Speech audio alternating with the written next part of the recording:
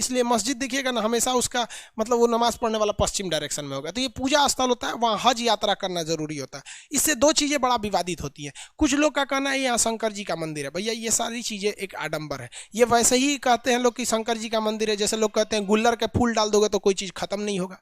ऐसे कहावत है ना, बचपन में आप सुने होंगे कि पेंसिल का छिलका दूध में डालो तो रबड़ बन जाता है, मोर के पंख को चौक खिलाओ तो बड़ा हो जाता है। ये अफवाहें हैं सब, वैसी इसका कोई मतलब नहीं बनता है। ये आपस में लड़ा शंकर जी। आप बताओ यार, खुद से जरा सोचो कि शंकर जी वहाँ क्या करेंगे। और कहा मतलब हमारे यहाँ तो अलग अलग जगह पे अलग अलग प्रचलन है। हमारे यहाँ ये लोग कहते हैं यूपी बिहार के एरिया में कि शंकर जी को यहाँ किसी ने कैद करके रखा हुआ है। समझ में आया कि हालांकि ये चीज़ें जो है पूरी तरह से क्या है, अफवाह है। तो यहाँ पे ऐसा कुछ नहीं है। वहाँ पर एक पत्थर है जिस पर क्या करना पड़ता है, कंकड़ मारना पड़ता है।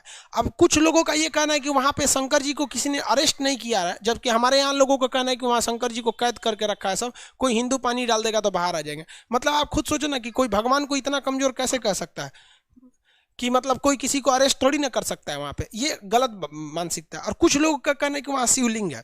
देखिए वो शिवलिंग नहीं है, वहाँ पे जो इस्लामिक परंपरा है वो हम आपको बता देते हैं। लेकिन आपके दिमाग में अगर कोई चीज़ बैठ गई है तो वो हमारे कहने से नहीं निकल सकती है। और अगर आप ये मानते हैं कि वहाँ शंकर जी को किसी ने अरेस्ट किया तो मतलब शंकरों जी की बेइज्जती कर रहे हैं। एक शैतान था, मतलब एक बहुत बुरा आदमी था, जब मोहम्मद साहब थे तो उनको बहुत परेशान करता था। कभी उनके ऊपर कूड़ा फेंक देता था, कभी कुछ कर देता था। तो मोहम्मद साहब ने बहुत कोशिश किया कि ये सुधर जाए, लेकिन वो इंसान सुधरता नहीं था।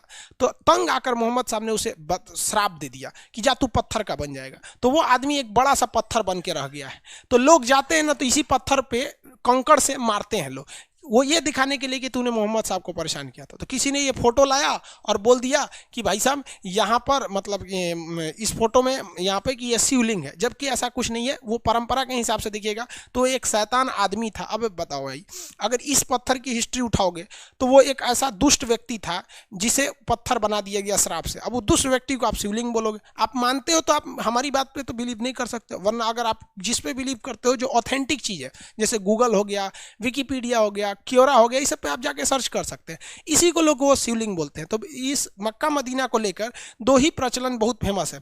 कुछ लोगों का कहना है कि यहाँ उन लोगों ने अरेस्ट करके रख लिया है, मतलब उनको कैद करके रखा है। और कुछ लोगों का कहना है कि नहीं, शिवलिंग की पूजा होती है। ऐसा यहाँ पे कुछ भी नहीं है। वो तो जो शिवलिंग वाली बात होती है वो तो मदीना के पास है जहाँ पत्थर मारा जाता है यहाँ पर। अब कुछ लोगों का कहना है कि यहाँ हिंदू को जाने क्यों नहीं दिया जाता है। भाई साहब यहाँ 2.5 लाख रुपया खर्चा आता है एक आदमी को जाने का।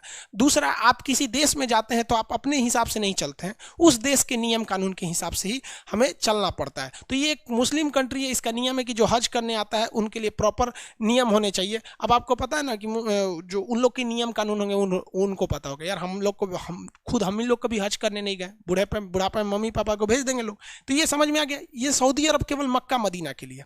इस पर एक और विवाद होता है कि हज के लिए सरकार सब्सिडी देती है, मुसलमानों को बेवकूफ़ बनाती है सरकार। देखिए क्या कहती है, सुनिए ध्यान से। हज के लिए खर्चा आता है 2.5 लाख रुपए। तो जब सरकार थी ना पहले, कांग्रेस की सरकार, वो तो मुसलमानों को और लोल बनाई। बीजेपी तो कम से कम खुल के कहती है, कांग्रेस तो और लोल बनाई। कांग्रेस कहती है भाई 2.5 लाख है ना, तो आप इसमें केवल कितना दीजिए, 2,40,000 दीजिए, मतलब 2,40,000 दे दीजिए आप। तो मुसलमानों को लगता था 10,000 सब्सिडी हो गया। दूसरा देखिए, जब जो व्यक्ति ये सब्सिडी ले लेता था ना, उसको एयर इंडिया की जहाज से जाना होता था, एयर इंडिया। और एयर इंडिया उस समय 15,000 की जगह पे 60,000 रुपया किराया ले लेती थी। भाई साहब यहाँ देखो, 15,000 की जगह पे 60,000 किराया ली है यहाँ पर, यानी 45,000 सरकार ने एक्स्ट्रा किराया ले लिया।